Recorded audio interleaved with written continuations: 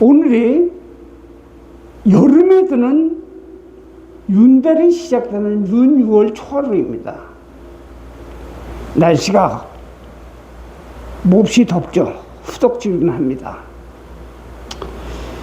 윤달에 무엇을 하면 좋고 나쁜 것이 많아요.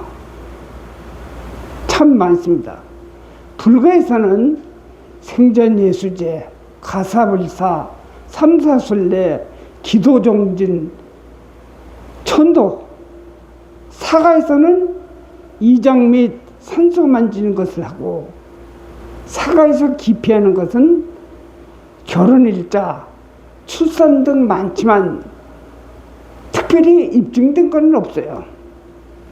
그냥 상식적으로 결혼일자나 생일, 출산을 하게 되면 생일이 윤달에 들어서 음력 생일이 없어진다 해서 따름이지 특별히 증명되고 입증된 것은 없어요. 특히 우리가 알아둬야 될 것은 이상 날짜는 윤달에 들었을 때는 가릴 것이 없어요. 손 있는 손 없는 걸 가리지 말고 가릴 것이 없어요. 이상날은 윤달은 아무 데나 해도 돼요. 더 중요한 것은, 그것보다 더 중요한 것은 윤달을 맞아 우리는 마음 공부를 해야 됩니다. 그래야만 좋고 나쁜 것에 자유로운 것입니다.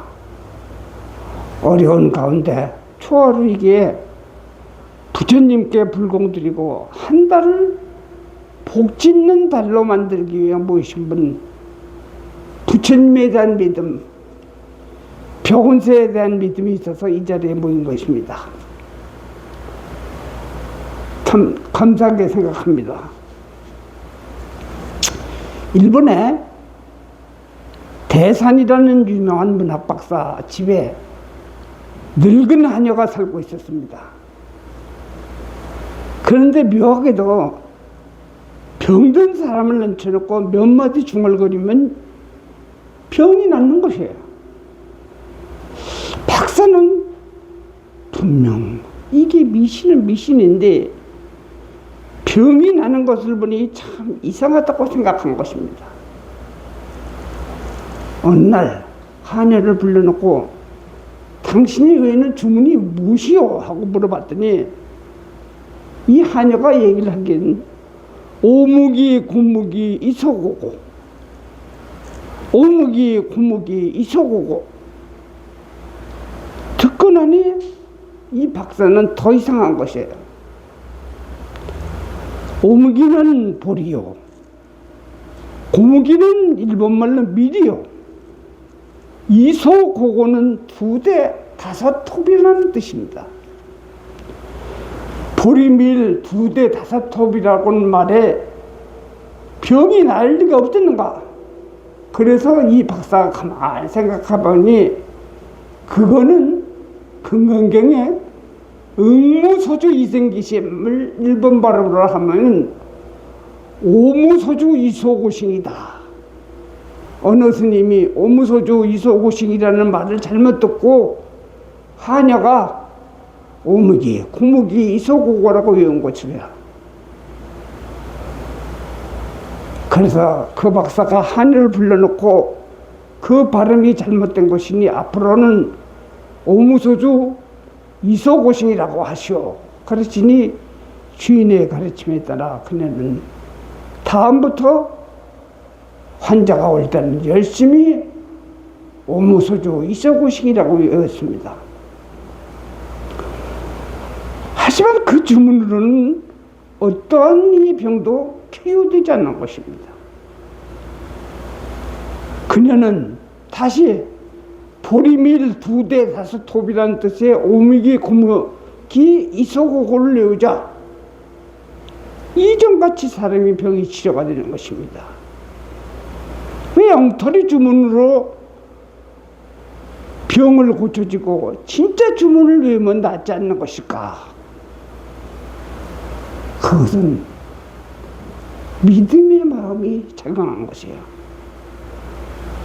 이렇게 해서 병이 나을까 하는 마음과 하늘과 땅만큼 차이가 나는 것입니다. 어떤 일이든 간에 확실한 마음을 갖고 그 정성을 다하면 죽어가는 사람도 살릴 수 있는 불가사의한 힘이 발휘됩니다.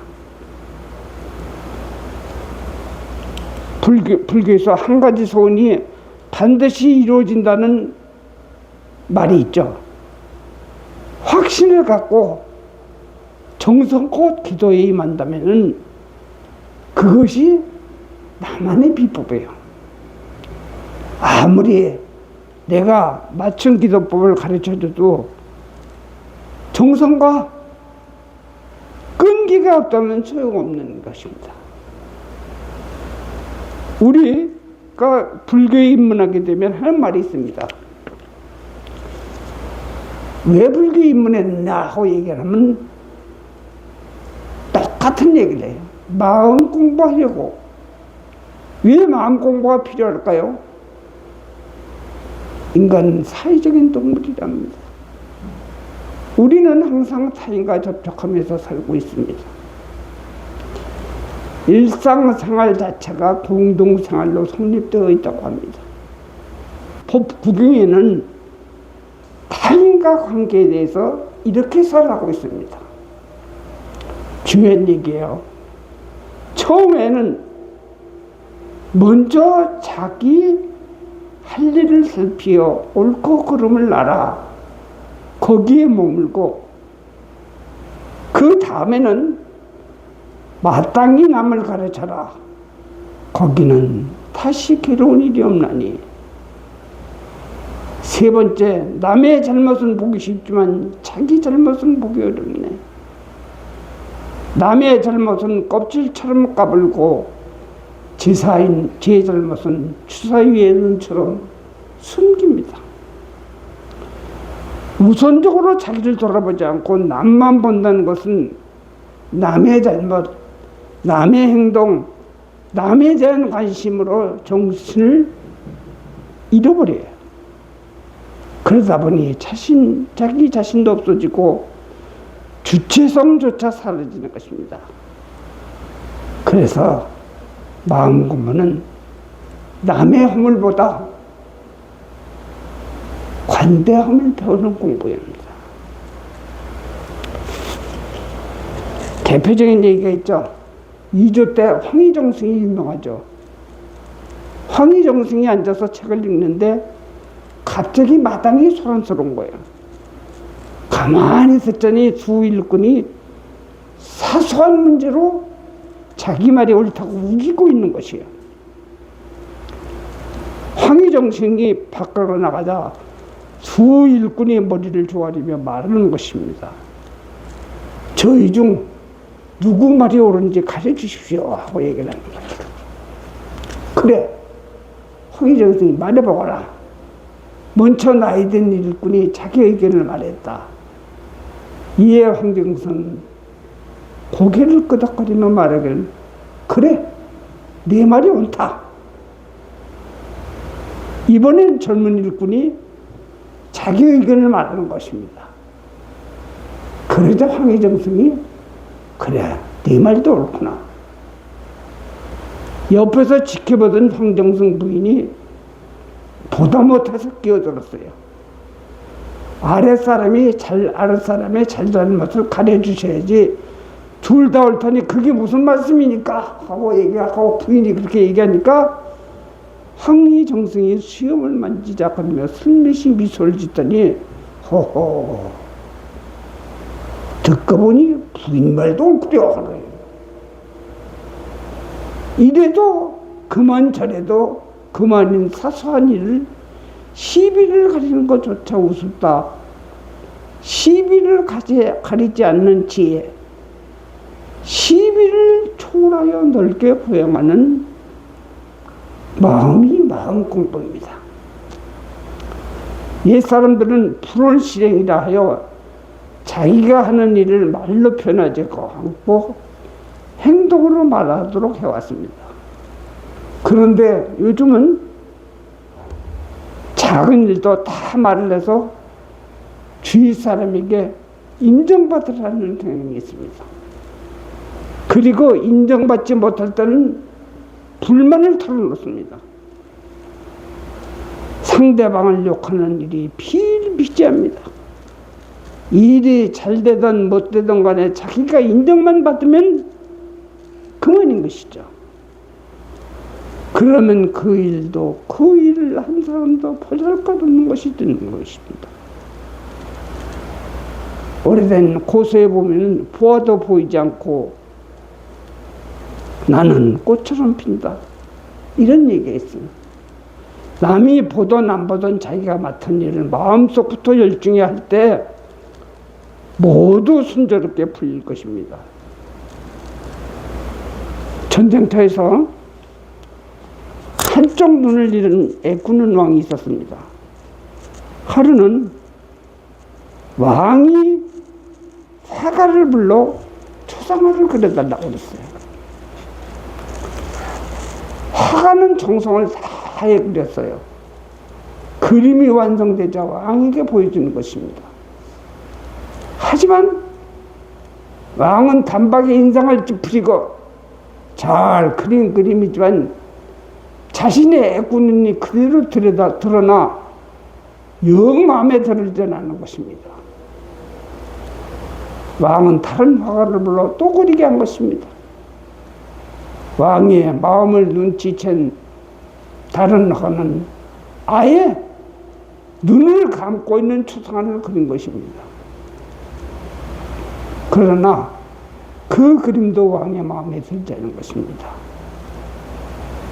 눈을 감고 있으니 마치 자기가 죽은 것처럼 보인 것입니다. 그러던 차에 남루한 사람이 화가가 왕을 찾아왔습니다. 폐하, 허락하신다면 제가 한번 그려보겠습니다. 왕은 꾀죄죄한 화가가 별로 마음에 들지 않았습니다. 그러나 혹시나 하는 마음에 허락을 했어요. 며칠 뒤 그가 그림을 완성해서 왕에게 가져왔어요. 왕은 그림을 보고 활짝 웃으면서 아주 잘 그렸거라. 왕은 나그네 화가에게 금은 보화를 선물하고 초상화를 궁전벽에 걸어두었습니다. 그러면 나그네 화가는 어떻게 그림을 그린 것일까? 간단합니다. 그는 애꾸눈이 드러나지 않게 왕의 옆모습만으로 초상화를 완성한 것입니다. 프로필이죠. 내 단점을 나에게 보이기 싫어서처럼 남도 마찬가지인 것입니다. 상대방의 허물을 미리 헤아려 배려하는 것은 불교 공부의 완성인 것입니다. 왕이 옆모습을 그리니까 눈이 뜬 데를 옆모습을 그렸으니까 마음에 드는 거예요. 사람은 남을 통하지 않고 나를 볼 수가 없어요. 때문에 남은 나의 거울이요, 내가 그 사람 속에 앉아 있어야 할 집을 조그맣게 만들어 가야 합니다. 경전에 관무량수경에 불심이란 대자대비심이라는 구절이 있습니다. 이는 어머니가 자식을 지극히 사랑하듯이 모든 사람에게 연민의 정을 쏟는 것이 바로 불심이라는 것입니다. 우리가 마음 공부를 한다는 것은 결국은 부처 공부를 하는 것입니다. 함으로 누가 나이 들어 불교 공부한다는 것은 죽음을 이해하는 공부가 아니라 나와 더불어 본능 속에 괴로워하는 모든 사람들을 한 사람도 없이 구제하지 않고는 결코 부처가 되지 않게라고 맹세한 법장 보살의 말을 기억하는 것이 중요합니다. 어떤 스님이 중국의 조주 선사에게 묻기를, 당신과 같이 깨달음을 가진 사람도 번뇌가 일어납니까? 하고 물으니까 일어난다고 대답했어요. 스님이 다시 묻기를 그렇다면 당신과 같은 분은 지옥에 떨어집니까? 하고 물어보자 그 스님이 뭐라고 대답했냐면 맨 먼저 떨어진다. 그러자 그것은 왜 그렇습니까? 하고 묻자 내가 떨어지지 않으면 당신이 떨어질 때 이유도 많고 의문도 많아서 곤란을 겪을 테니까 라고 대답했습니다. 지옥에 떨어지더라도 남의 괴로움과 자신의 괴로움을 대지 않으면 불교의 마음 공부는 물 건너간 것입니다. 인간은 자칫 잘못 생각하면 지옥만 뺐으면 천국만 남으리라고 생각하지만 천국에도 지옥이 있고 지옥에도 천국이 있다는 것을 깨닫는 것이 마음 공부예요. 유마경에 의하면 중생들이 앓고 있는 가장 큰 병은 무엇인 줄 아세요? 나와 내 것이라는 아짐이며 모든 것은 좋다 나쁘다 이론적으로 파악하여 차별하는 것입니다. 진짜 마음 공부를 하려면 너와 나의 관계에서 상대방에 대해서 그의 슬픔과 기쁨을 함께하는 것입니다. 나 홀로 독단적으로 사는 것이 아니라 상대방의 입장을 읽을 줄 안다면 그것이 진짜 마음 공부를 하는 것입니다. 더워지는 7월 말입니다. 음력으로 5월 더위가 있는 때입니다. 최근 들어서 원고에는 없는 얘기지만 내가 스님으로서 정말 마음 공부를 잘했는가 하는 생각이 든 적이 있어요. 집에 콩팥에서 깻잎을 주문했는데 깻잎 속에 살아있는 개구리가 있어요. 그 동영상으로 다 찍어놨어요. 그래서 이거 갖고 난리를 치겠다고 얘기하니까 보살이 뭐라고 얘기를 했냐면 집안에 큰일도 있는데 사람이 그럴 수 있지 하고 이해한다고 좋게 사과하면 받아들이겠다고 얘기하는 거예요. 요즘 세대는 그런 거 같으면 뭐 큰 일을 갖고 뭐 인터넷에 올려갖고 난리를 칠 텐데 그건 나 스님이지만 나도 배웠어요. 여러분들이 깻잎을 주문했는데 그 안에 개구리가 있다면 뭐라 그러겠어요? 그게 진짜 마음 공부를 한 거예요.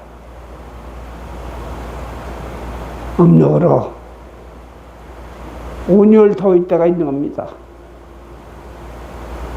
초여름 맞아. 마음 공부 잘하면은 청량한 여름을 맞을 수 있습니다. 마음 공부를 잘 하세요. 여기 오는 분들도 보면 마음 공부를 잘못하는 분들이 참 많아요. 근데 마음 공부를 잘하면은 남이 덥고 힘들다고 그랬을 때 동조해 주는 것도 큰 마음 공부 중에 하나입니다.